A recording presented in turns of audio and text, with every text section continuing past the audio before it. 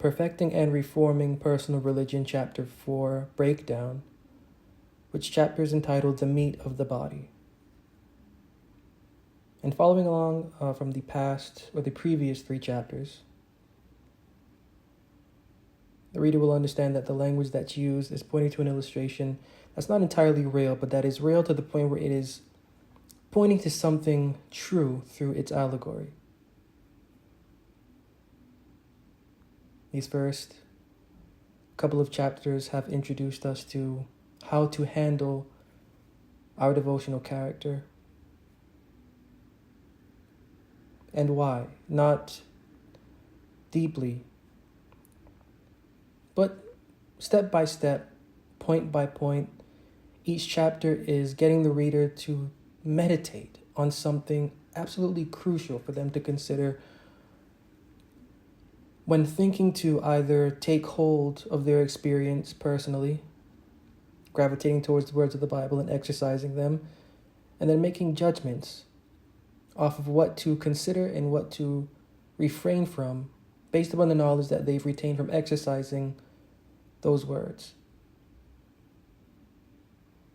The flip side of that is giving the faith, or the heart of the faith, the personal devotional conversation and the conversation's conscience to a religious tradition and to individuals, subjecting that religious tradition or that devotional conversation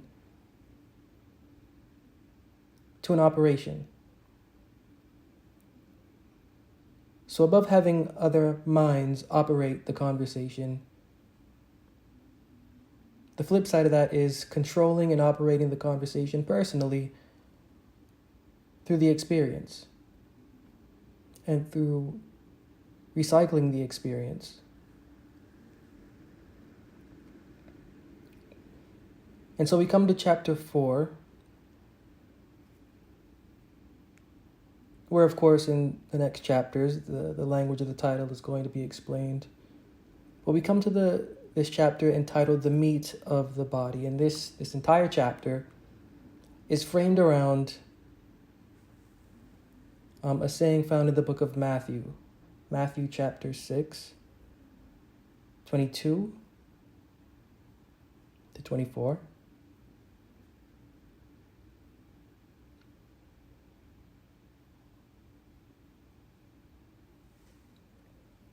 And what's crucial about this is that the language that's used is pointing to a higher illustration of what to consider, meaning that the light of the body is the eye. This chapter will show and point out that that eye that is referenced is not a literal eye. Ephesians chapter 1 and verse 18 will show us that this eye, the eye within the Bible, figuratively illustrates the eye of understanding. Now, getting that into perspective, the light of the body is the eye. Now you can rearrange the words to say the light of the body is the understanding. And you could take that either naturally or you can take that mentally. The intention is mentally, inwardly, devotionally. The eye for understanding is to guide and to correct and to refresh the devotional body. This body is not the literal body, it is the body of our conscience, the body of our understanding.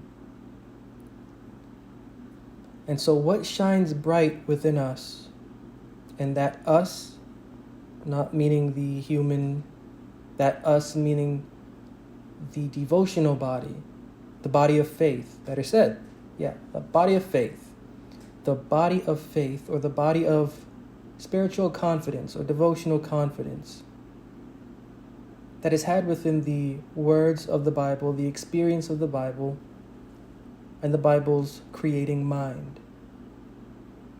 It is this body that we are to give complete and full attention to. And it just so turns out that the fuel to this body, the light to this body, the key to this body,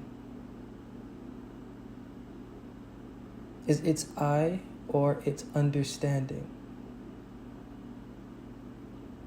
This is why, in the second paragraph, the chapter then goes on to quote the next couple of verses in Matthew 6:25, 31, verse 25 and verse 31, of where the reference is, take no thought for your life.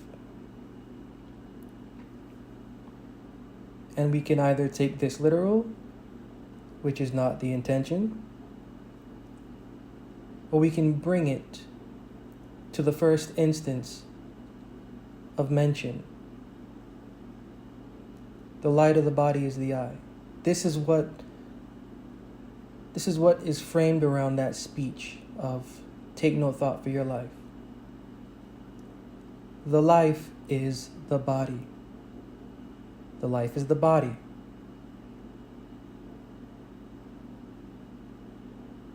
The point in reference is that there is to be no thought for what you give the body. Example, can you feel the blood flowing through your veins right now? In the sense of, are you doing the work? Are you doing the work of your blood being pushed through your veins and into your heart, into one side and out the other, flowing? Are you doing that work? Can you feel that work getting done? Another example, as I'm speaking and as you're visualizing exactly what I just said about the blood flowing, are you causing those neurotransmitters in your brain to react? Are you causing those sound waves to react and to transfer into the part of the brain that can handle learning, and then to the other part of the brain that can handle the emotional output and the emotional input, and then the other part of the brain that can handle the rationality through what you're thinking and what you're feeling in order to understand what I'm saying? Are you taking thought for that?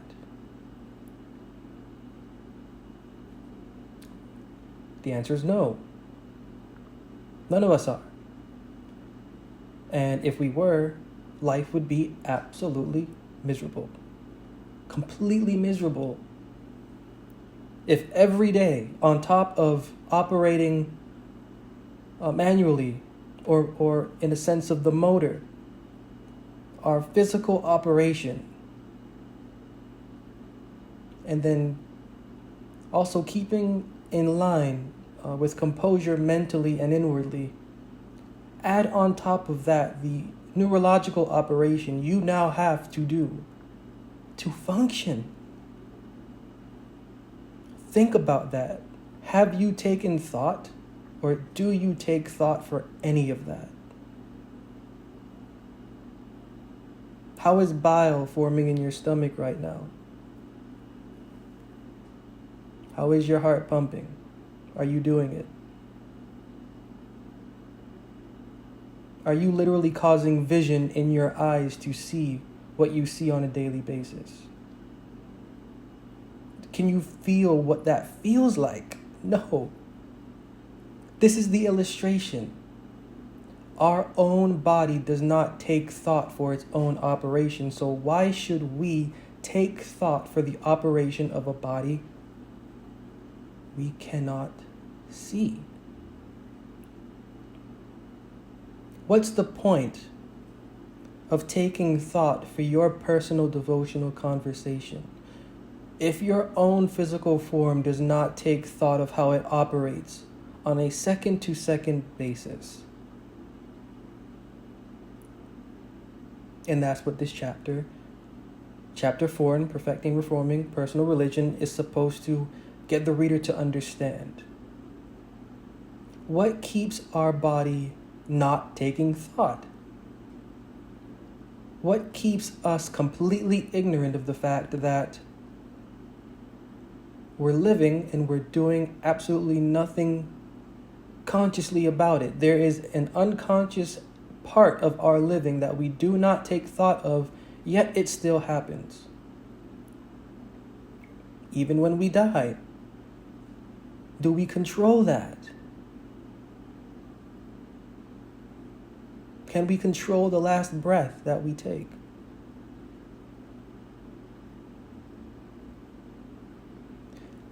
So why take thought? Why think to put your personal devotional conversation into the hands and under the life support of an instrument outside of you? That's the point. And that's what this chapter is having you to meditate on. And it's pointing out something crucial in that the light of the body is the eye. That means that the only thing that matters is that body, which is why you should take no thought for your life. This life is, again, not literal. This is your devotional conversation. Our devotional conversation should mimic our natural body. This is how you know that a living God created us and also created the scheme behind the manner of devotion that we should have as human beings and as devotional beings. Just as our body does not take thought, just as everything going on happens and it seems like it's happening without anything, but it's just taking place, we too should let our devotional conversation simply live. What does that mean? That means we should let our conversation feel what it must in order to produce what it must, in order to understand how to operate how it should, so that it can be for us the benefit that it should be. We don't control our heart. We don't control blood pumping through our veins. We don't control the very intricate process of vision or hearing or thinking.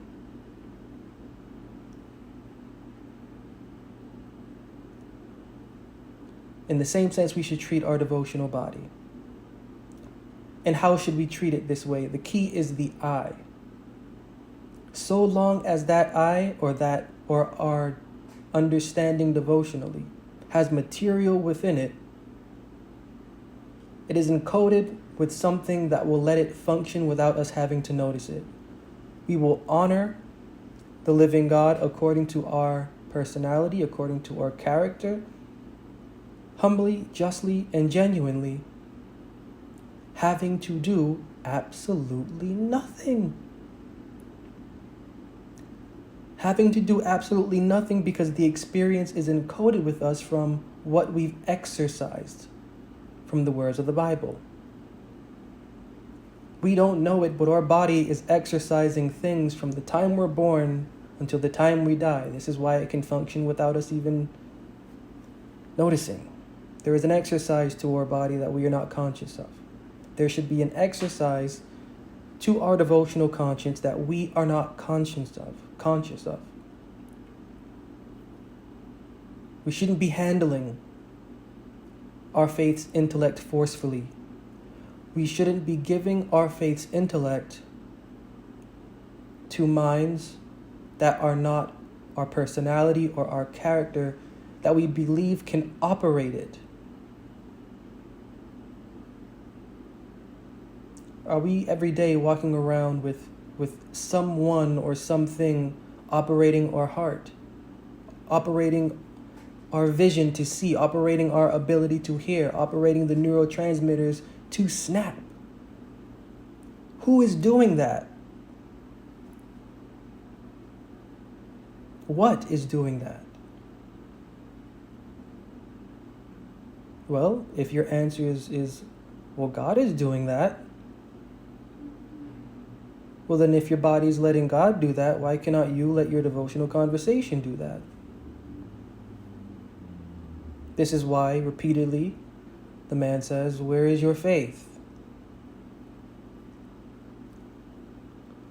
The light of the body is the eye, and that eye needs understanding in order to form the synapses that are necessary for our faith's intellect to work without us handling it.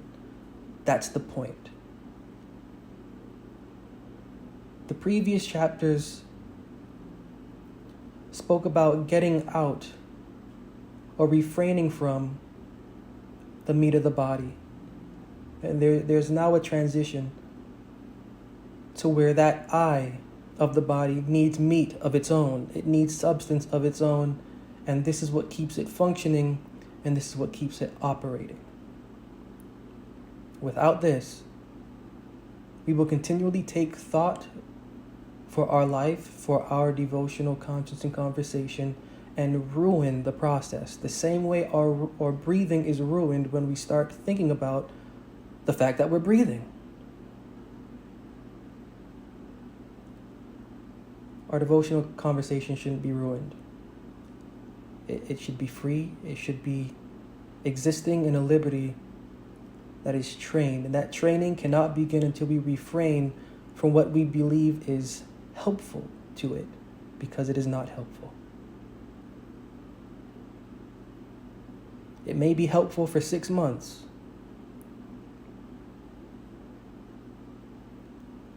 but in reality, we are only stopping ourselves from progressing in the experience that the mind within the Bible would have us experience.